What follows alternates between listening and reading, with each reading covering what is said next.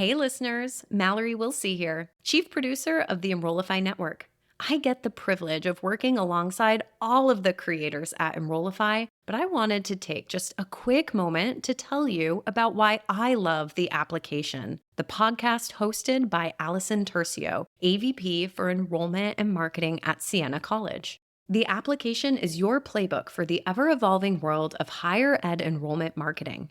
This podcast zeroes in on the niche, often unexplored areas of the field, delivering a potent mix of actionable insights, practical strategies, and cutting-edge perspectives. Some of my favorite episodes are on topics like activating your school's student influencers, mastering the student inquiry moment, and even a roadmap to web accessibility. Allison cuts to the chase and keeps you entertained in these short 30-minute episodes that drop every other Tuesday. You can subscribe to the show by visiting podcast.enrollify.org or just search the application wherever you get your podcasts. There was a set of high schools that I was determined to get a student from.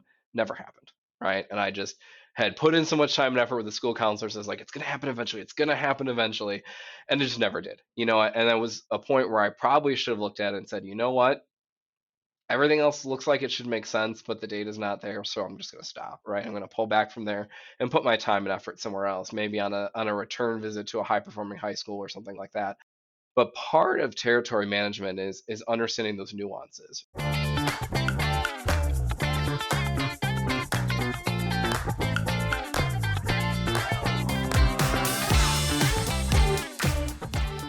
Hey everybody, this is Jeremy Tiers from Tutor Collegiate Strategies, and you're about to check out the latest episode of the Mission of Mission podcast, a show that's designed to help higher ed become better recruiters, communicators, marketers, and managers.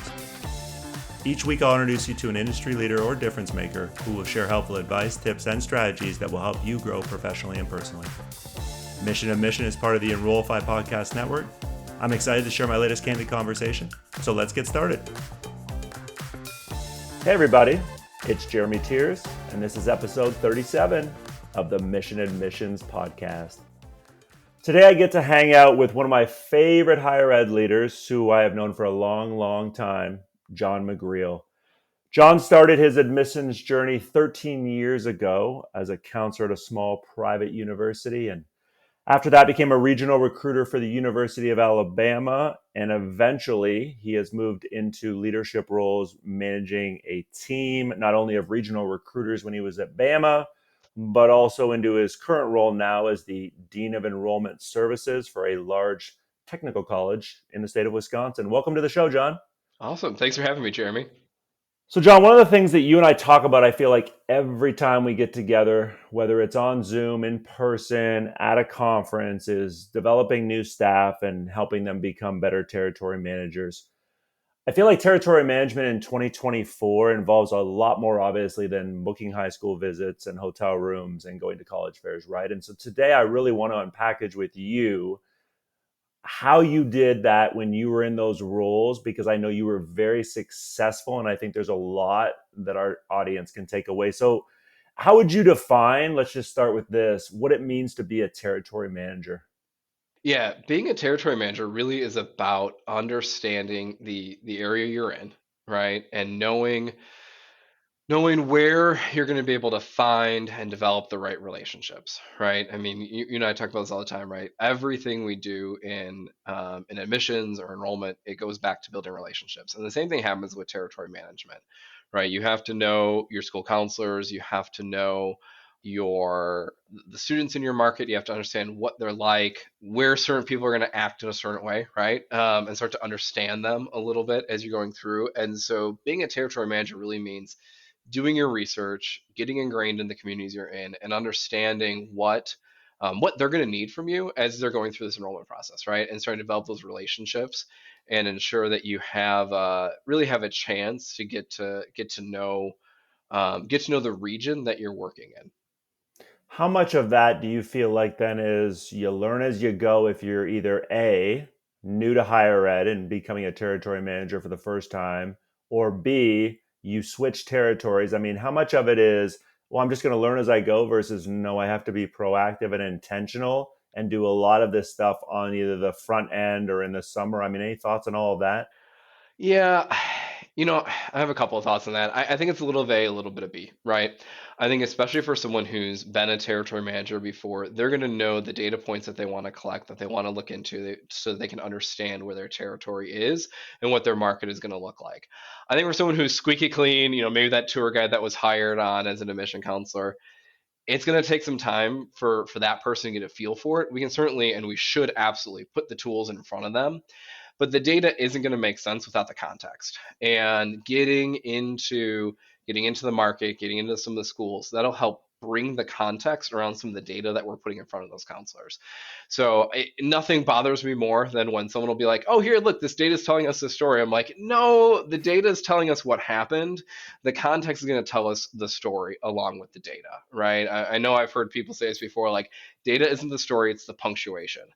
And as we're thinking about what we're putting in front of us of a counselor to be that towards territory manager, we really have to figure out how best to convey the context around that data and what data points they should be looking at.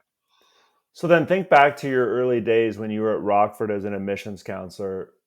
Obviously, hindsight being 2020, what do you see now that you're in a leadership role where you're like, these were obvious mistakes I made early on as a territory manager, to where now I'm either telling the people I manage, who manage those territory managers, or even up through when you were at Bama and you were working with other regionals, like what were some things looking back where you were like, these are definitely mistakes that if I had known better or someone like this had told me on a podcast, would have been nice to avoid? Yeah, I think the first thing is volume over quantity, right? So one of the first things that I thought I should do was, hey, I had 40 high schools in the Illinois part of my territory, and I went and visited all of them. And there were some schools that I saw exactly 0 people enroll, right? And if I had taken the time to look back at the data, I probably would have seen, this isn't necessarily a high potential area, right? But I didn't know what I didn't know, right? I didn't know what a typical student to that institution was going to look like. I didn't know what a typical high school that we do well at looked like. I didn't have some of this information in front of me. And I got to a point later in my time at Alabama as well, where there was kind of a mandate on the number of visits we had to do. And I remember thinking, like, man, it's going to be hard for me to find that many quality visits, right? So then I found myself spinning my wheels trying to dig into data to understand where else I should go. And ultimately I ended up doing some very low quality visits because of it, right? Because I needed to hit this number. So the thing that I tend to preach is, let's make sure that we are visiting places with intentionality, that we're going places where not only are we going to see enrollments from, but also places that could be potential growth areas, right? And that's another piece, kind of going back to your first question of, what's it like to be a territory manager? You also have to think about, where can we grow this market, and think about, I really should let this one go. And there's another piece to your question about, like, mistakes made along the way. When I was at the University of Alabama, the entire state of Wisconsin, and there was a set of high schools that I was determined to get a student from, never happened, right? And I just had put in so much time and effort with the school counselors. I was like, it's going to happen eventually. It's going to happen eventually. And it just never did, and that was a point where I probably should have looked at it and said, you know what? Everything else looks like it should make sense, but the data's not there, so I'm just going to stop, right? I'm going to pull back from there and put my time and effort somewhere else, maybe on a return visit to a high performing high school or something like that. But part of territory management is understanding those nuances, right? That you're gonna hit some of the times, and you're not gonna hit other times, and then you have to divert those resources and know when to pull back. So then what you used words, and I appreciate all the context there, like high potential area, high potential high school, growing markets. If you have data, right, which some schools obviously have for new counselors or people when they move into new territories, hey, here's the last 3 years. You can see everybody in terms of where they came from, whether they visited or not, how long it took them to apply, the month they applied, all of that. Great. But let's say you either don't have a lot of good data or you have very limited data. Like, what are some of those key things? And let's just start with a high potential area, right? Like, Yeah. what makes a high school or an area high potential in your opinion? And how does that relate to the school you work at? Yeah. So where I always started with this, trying to figure out where I should go next or determine a priority list, was to look into, even if I don't have a ton of data, right? Like, I cut my teeth in the era before Slate took over the world. And so I was working with a system that I used to joke was spelled Lucifer. And I would extract whatever I could, which really ended up being mostly funnel data, right? Where they apply, do they admit, do they enroll ultimately? And so I had a pretty limited data set, but I also had GPA, and at the time, test score was important. So I was able to pull all of that out and say, okay, from my territory, this is what a typical student looks like, right? This is their middle 50% GPA. They go to they're going to, they attend this type of high school. Maybe they're coming from the suburbs, maybe they're coming from a city or something like that. And I started to categorize and group students in that way to figure out what the typical profile of a student attending my institution was going to be. Then I took that information and I looked to see, okay, what were the high performing high schools within those students, right? So in that group of students who ultimately enrolled, what schools were at the top of the list and what commonalities did they have? And so from there, I would say, okay, a northern Chicago suburban school is probably pretty good for us. So that means if I'm translating this, probably a similar county in Wisconsin is going to have a similar opportunity to enroll, right? From there, when I got a little bit more sophisticated, I would pull school profiles of those top 10, 15, 20 schools and look at what they were reporting their students were like, right? What was their average GPA? What was the number of AP classes? What was the number of X, Y, or Z? So I didn't have all of that in my CRM, but when I looked at those institutions, when I looked at those high schools, I could go out to their profiles, take a look at it and say, okay, here's a typical profile of a school that we're pulling well from. Let me find other schools like this, right? So I would look at a Homestead High School in Mequon, Wisconsin, not all that far from my house actually, and I would say, okay, this is the type of student that we're getting. They're coming to us well from this high school.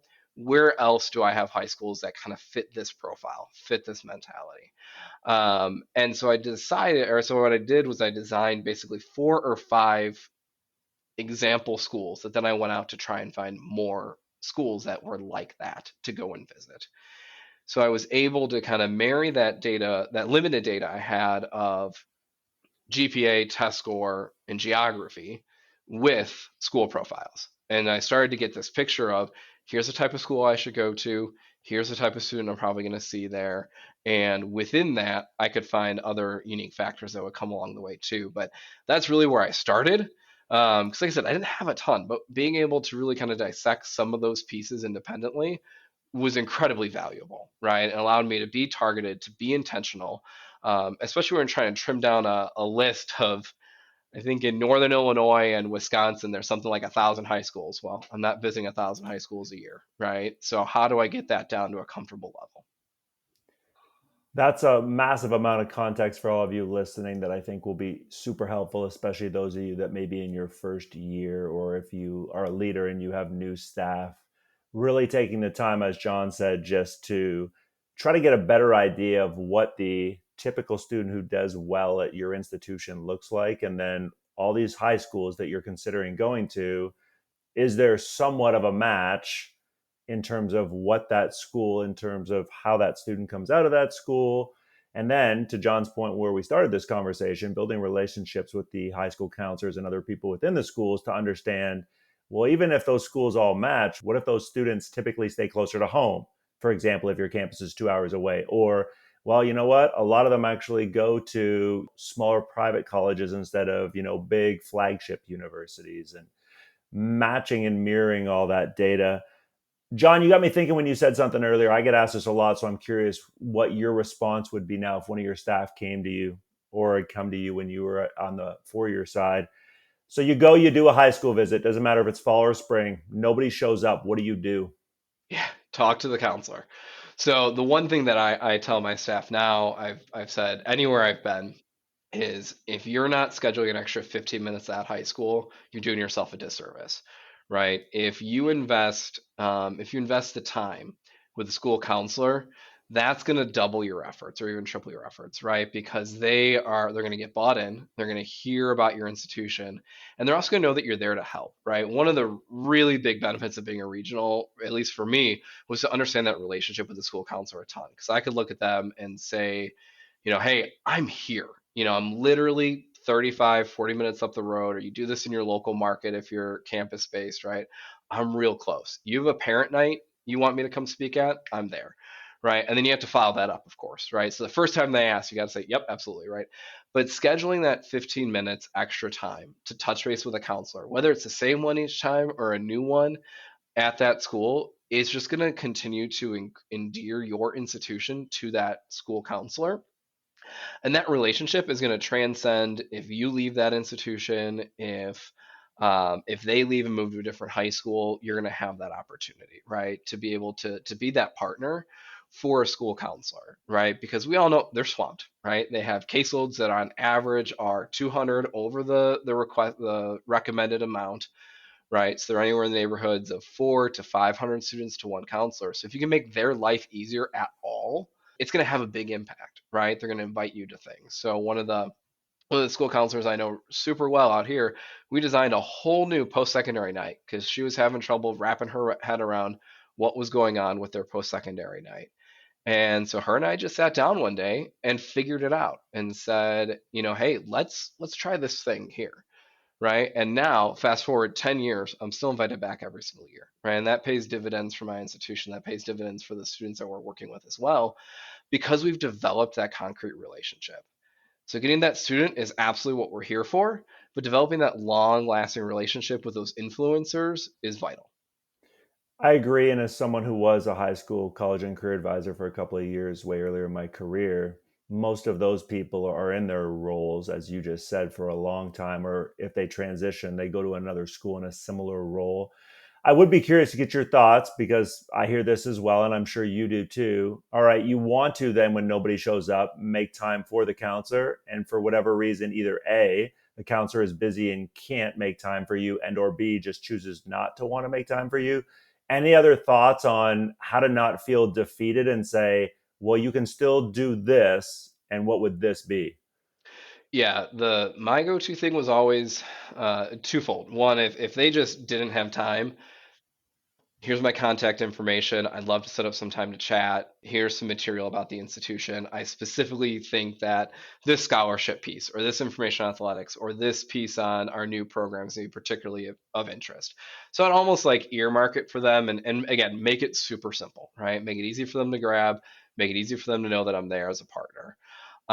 When schools wouldn't be that interested in talking with me, I would do the kind of the gumption thing of being like, all right, I'm going to stop at Panera. I'm going to buy a dozen bagels, right? They're overworked, they're tired, they're hungry, like whatever it is, and bring it and say, here, if you've got some time, I'd love to chat, but here's a little token from us.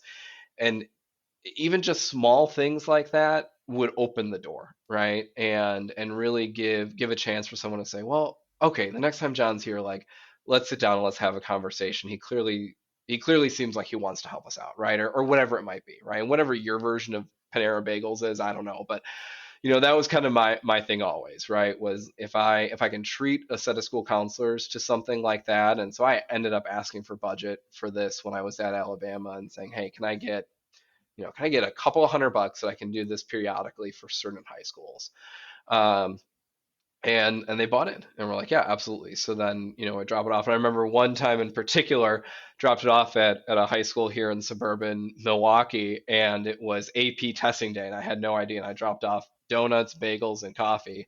And I got a thank you note about 3 weeks later because I had to get to campus mail and then get to me saying thanks. That was like one of the worst days we've had, but like that food really helped us. And it just continues to build that relationship over time, right? It just continues to build it, add layers, and build that partnership. Another thing that I found useful, and this goes back to being that territory manager, was I then started hearing from school counselors about a new requirement in Wisconsin that they were going to have to do academic and career planning in a new way. And so I said, okay, here's a problem that they need help solving, right? Here's something new that they're going to have to do. So I started to develop a whole suite of presentations that were not institution specific around college fit and essay writing and application processes and things like this that I literally could then just say, I know this goes to, zone one of ACP or whatever it was, right? And this is going to fill it. So if you want me to come in and do this, or you want me to record it or whatever, like I'm more than happy to do that. And again, it was taking something off their plate. It got me in front of students. And yeah, I didn't like talk about my institution the entire time, but it was on a branded template, right? I, used some examples from my institution or others that I was aware of, and it just helped increase that knowledge in the area. Little things go a long way.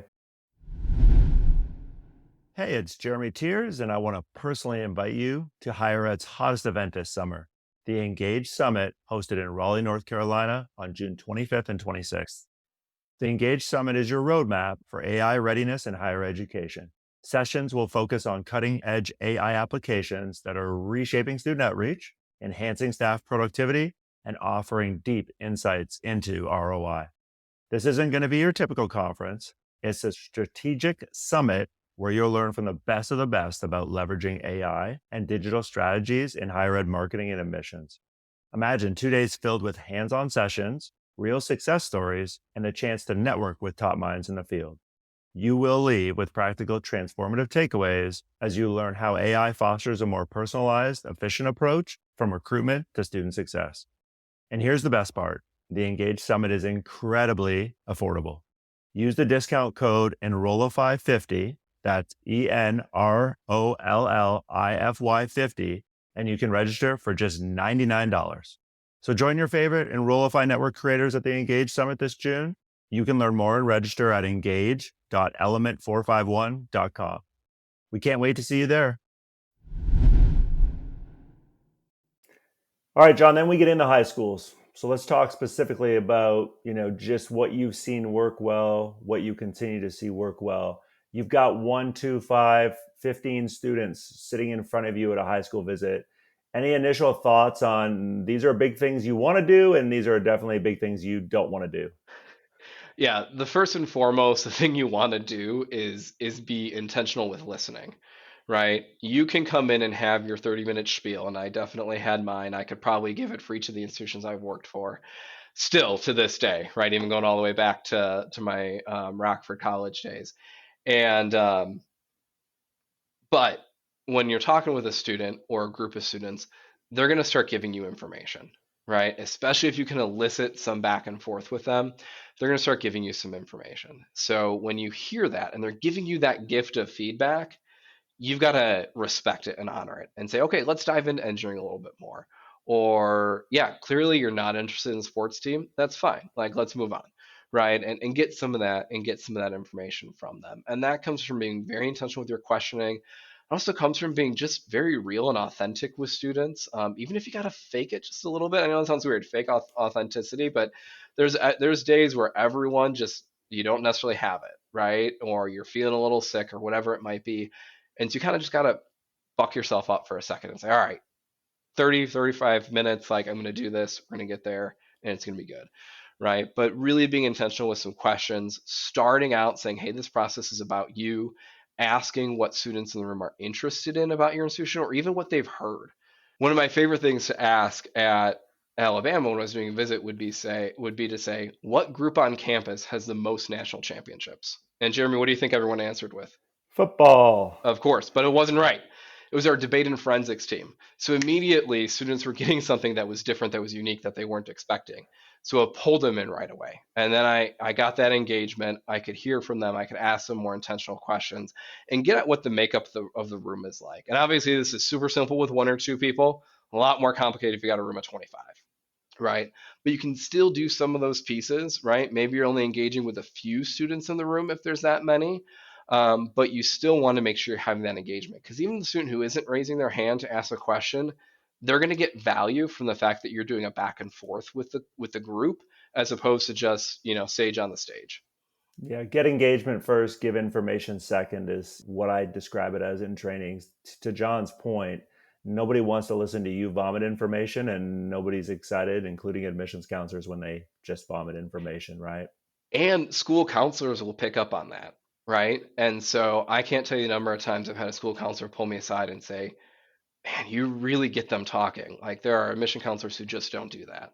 And so then again, that's another moment where that influence increases with that school counselor. Because then when I would show up, they'd be like, yep, you should go talk with this person. Even if you aren't interested, you're going to get some good information about some general college knowledge that's going to help you on your path. So you hit on a couple of things there that I would love to go a little deeper into. You're all, if you're listening to this, because I've had these days too, going to have days when, as John said, you just don't have it, or it's a little bit harder, or you're tired and you want your own bed. For someone who isn't used to a lot of travel, John, or just doesn't deal with travel well, but it's a core part of their job as a territory manager, any tips on things that over the years have really helped you be at your best more days than not? Number one, I always say, like, think about what you do when you're in stress and bring that with you. So like if you're in stress and for me, it was usually I had to bring a pair of running shoes and I had to bring some running clothes, right? I had to get out either on a treadmill if it was too cold because it's Wisconsin, it snows 13 months out of the year here. Or if it was nice enough to get outside, right, and be able to do that. Everyone's going to have their thing, right? Hopefully it's a healthy thing, but everyone's going to have their thing that helps them cut the stress. And so you'll want to kind of double in onto some of those things, but also just generally good habits, right? Eating well. And sometimes eating well isn't eating healthy. Sometimes it's having a burger because that's what sounds great at the end of a long day, right? And taking that in and and giving that time to do some of that self-care, right? That's going to be good for you. If you're traveling a lot, I always found a lot of comfort in staying at the same type of hotel everywhere I went, right? So I would say at an IHG hotel, that's Holiday Inn, Holiday Inn Express, everywhere I went, because it was normalcy, right? It became normal that I'd go in, and I used to joke that Holiday Inns are the McDonald's of hotels, right? Everywhere you go, it's going to be fine. It's not going to be great. It's not going to be terrible. It's going to be fine, right? And so whatever that is, however you can have that normalcy, especially if you're doing a ton of travel. In Wisconsin, we have something called the Wisconsin Education Fair Circuit, or the WEFs. And the number of different things I would see people do to have this sense of normalcy was always astounding to me, right? Some people it was exercising like it was for me, or staying at a certain hotel. I knew this other guy who worked for Columbia College Chicago, a huge fine arts institution. He would bring a van, bring his bike, and bring his drum set so that he could drum in his hotel room. Or he would, even before a college fair, because he worked for a music school, right? He would do a little bit of riffing on the drum set before the college fair, right? It was just something that gave him that extra piece, to feel comfort, to feel at home, right? And be able to keep moving yourself in the best way. And then obviously, sleep. And that looks different for anybody at any age, right? When I was 22 and fresh on the road, I could do a college fair on 3 hours of sleep. Now, if I were to try and do that, it would be pretty bad. So I'm with you, and I tell people all the time. I speak, say 7-8 hours in a workshop in one day, and people are like, "What do you do in the evenings?" I'm like, "I go get a nice meal. I don't talk to a single person unless I have to, and I come back and I get at a bare minimum 8.5 hours sleep." yep, Right? Because you just have 100%. to learn, to John's point, your body. And again, I might not have done that, probably wouldn't have done that in my early 20s. But again, those habits, regardless of whether you're 23 listening to this or 43 listening to this, if you travel a lot, I cannot implore you, as John said, to really make those habits something that stick. The other thing you mentioned, John, a little bit earlier was you have a lot of experience, obviously, being a regional, and I know there are pros and cons, I would argue. Just any thoughts on things that you continue to see for anybody listening to this who either is a regional or works and has colleagues who are regionals and wants to continue to find ways to support them? Like, what are the biggest challenges of being a regional versus being on campus a lot of the year? Yeah, this is a great question. And one of the things I think can help is when campus-based staff understands what being a regional is like. I remember early on my time at Alabama, there were some comments to be made of like, oh, well, you get to work from in your PJs. No, like every day I'm waking up and showering just like you, right? Like, because if I don't get changed, it's not going to happen. And typically I'm going to 4 or 5 high school visits in a day, right? Which is a lot, right? And you get done, you get to the end of the week, and just like you were saying a second ago, you don't want to talk to a single soul. And so understanding that like the work does look different. You're working from home sometimes, you're out traveling, but there's still a lot of work being done, right? And especially as a regional, I always likened it to owning a franchise of the institution, right? Or owning a franchise of the admissions office. you're doing everything, right? You're creating appointments, you're scheduling visits, you're going out and doing all these things. You're meeting one-on-one with students. So some of the things that happen is you're doing different types of work than your colleagues on campus. And I think some understanding and some recognition of that can go a really long way. So my favorite thing was always to see my campus colleagues in my territory, to show them what it was like, right? To give them a little bit of a taste of it, and not in a bad way or a good way, but just a chance to like say, hey, here's kind of what my life is like, and find that understanding over a meal or whatever it might be when they were out there. The other thing I would say, especially for leaders who are thinking about starting a regional program, first off, call me. I'll be happy to talk with you about it. But second, just understand that the requirements for regionals need to be different than your campus-based staff. They just need to be different. It's not any less or any more, just needs to look a little bit different, right? If you've got Saturday duty, you're not going to be pulling your regional back from California to do Saturday duty in the office, because they're probably doing Saturday coffee shop visits, right? Where they're sitting down for 5, 6, 7 hours talking with students at a Starbucks or whatnot. So really being intentional about what expectations you're placing is very important. And then just creating opportunities for staff to understand how each other's days complement each other and look a little bit different. So, John, I would also love to circle back and talk a little bit about data because, number one, I know how passionate you are about data. And number two, for anybody listening who wants to become a better territory manager, so much of what you do has to be data driven. So, help us understand, like, how did you become so comfortable looking at and analyzing data? Like, what was the process for that, if you remember it? Yeah, the process for that was me having to build a new territory. So I had the good fortune. This happened a couple of times in my career in a couple of different ways, where the territory I had at my new role was almost exactly the same as I had at my old role. So I had some experience and some knowledge of where things were going pretty well for that institution. Now, different students, they attract different types of students, so that was a little bit different, but I had this knowledge of the types of schools in the area. And so I started to think about, well, okay, as I'm building this territory, what type of student is attracted to this new institution? That led me to thinking, well, what information do I have available to actually get at this? And it was looking into the CRM and saying, okay, I know funnel, I know where they're from, I know their age, I know, ACT, SAT scores, I know GPA, I know all of this information. So how can I use this information to help me build this territory and identify these new markets? A little bit what I was describing earlier was I started to look at those data points and start to see commonalities. So a lot of it was experimentation, pulling data, figuring out how to use a pivot table, which is not overly complex, but can be a little bit intimidating at times. And now my staff is really sick of me and my pivot tables. I'll be completely honest. They're like, if we see one more pivot table, John. But you do have that opportunity to kind of play around with it a little bit, especially with the tools that are available to you now, right? There's so much data that you can pull from a system that you can just start playing with it and seeing what commonalities spike, right? Do you when you're looking at that data, do you see a disproportionate number of students coming from one age bracket, or that's really specific to a 2 year, but do you see it coming from a certain GPA band or things like that?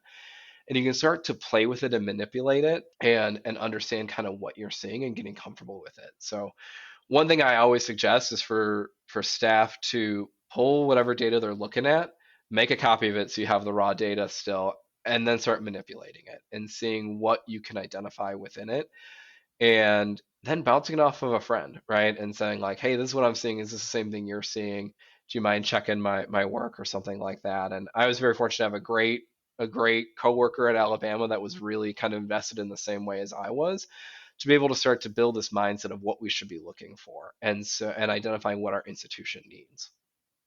I think so much of it, goes back to something I feel like comes up almost every podcast with every guest in some shape or form, which is intentionality, right? And at the end of the day, if I heard you correctly there, John, it's about being intentional and saying, okay, whether we're going to get training on how to utilize data or not, and no question, staffs Mm-hmm. today have more access to data than you did when you were starting out. It's understanding that part of what makes a good person a territory manager is just being self-taught in anything, right?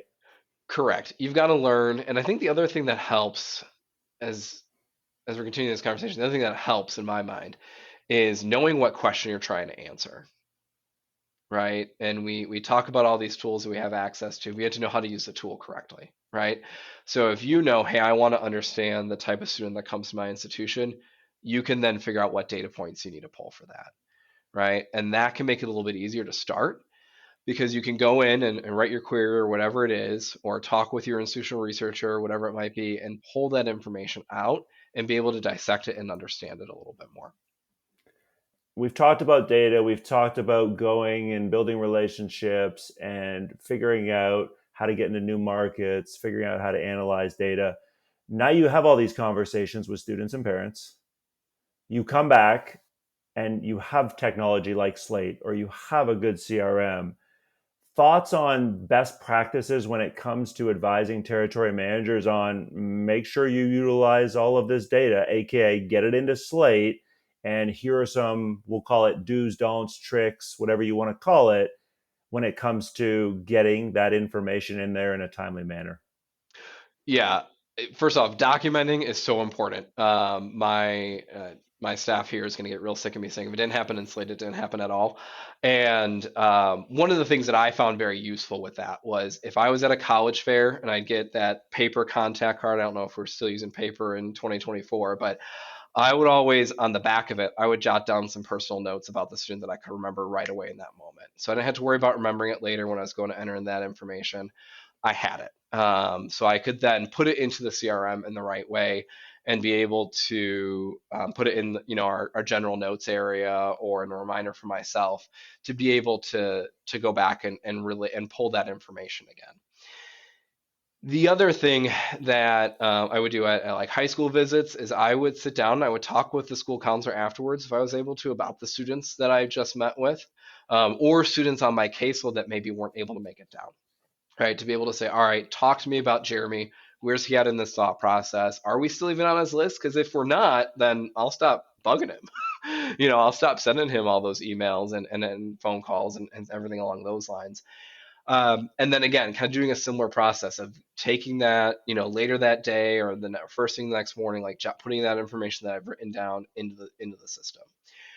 When it comes to really documenting that information, you're not going to capture everything, but if you capture the piece of information that were clearly important to the student, which you're going to find out by being intentional with questions, by asking about what their motivations are, by what's concerning them, you're going to be able to pull that in and be able to use that in the next conversation. So you're picking up with Jeremy the same exact way, at the same exact spot, I'm sorry, that you did when you left off the last time, right? So we can talk about what that path is going to look like for that student. And the other thing then is being sure to go back and utilize the information, right? There's nothing worse than gathering information and then having to replay it for the student, right? But if you can go back and say, hey, Jeremy, the last time we talked, you said you were fearful about moving this far away from home. Let's talk about some options that you're going to have or some resources that you're going to have and being able to really put that into action. And you don't have to have a photographic memory or anything, right? But if you have it documented, you can pull it back very quickly. And you'll be almost immediately transported back to that conversation with that student. John, every show ends with something I call fun rapid fire. So I'm going to give you a handful of things and I just want some quick, immediate feedback from you, okay? Yep. Although, Jeremy, you do know I've never answered a question quickly in my life, right? I do know this, unfortunately, as your friend for a number of years. But we're going to give it our best go. You ready? Absolutely. Superpower that you wish you had, John, is what? Super speed. Dream spot for you to either A, go running, or like if you wanted to run a race somewhere you haven't been, where would it be? Oh, so many, but probably through Dublin, Ireland. Book that you've read probably more than most other books, so you've had to have at least read it a couple of times. Contact by Carl Sagan. Best burger you've ever had, where was it and what was it? So there is a place called Hooligans in Milwaukee that's got something called the Boy Burger, and it's got Thousand Island dressing, American cheese, lettuce, and just a really good sesame seed bun. John, I appreciate you being on today. It's always fun to catch up with you, and I have no doubt listeners of this will be able to take away multiple things that will help them be better territory managers. John, if people do want to follow up with you, and I appreciate you being so willing, whether it's, as you said, if you're a leader wanting to talk about what having more regionals would look like, or if anybody else just wants to reach out, what would be the best way to do that? Yeah, I'm happy to connect on anything. I've spent time at a lot of different institutions. Now I'm at a 2 year, so that's a whole different beast. Folks can reach me on LinkedIn, or my email address is pretty simple. It's jmcgreal@wctc.edu. And we will link John's LinkedIn in the show notes for anybody looking for that. So you can find it on the website or on your cell phone there as you're listening to this on your favorite podcast provider. John, appreciate you spending some time with us today. Perfect. Thanks, Jeremy. Hey, all, Zach here from Enrollify. I hope you enjoyed this episode of Mission Admissions with Jeremy Tiers. If you like this episode, do us a huge favor and hit that follow and subscribe button below. Furthermore, if you've got just 2 minutes to spare, we would greatly appreciate you leaving a rating and a review of this show on Apple Podcasts. Our podcast network is growing by the month, and we've got a plethora of marketing, admissions, and higher ed technology shows that are jam-packed with stories, ideas, and frameworks that are all designed to empower you to become a better higher ed professional. But Enrollify is far more than just a podcast network. Enrollify is where higher ed comes to learn new marketing skills, discover new products and services, and find their next job. We're a growing, learning community of 4,000 members, and we'd love to welcome you into the fold. You can access our free blog articles, newsletters, e-courses, and more, or purchase our master course on how to market a university with Terry Flannery at enrollify.org. We look forward to meeting you soon and welcoming you into the community. Again, you can subscribe for free at enrollify.org.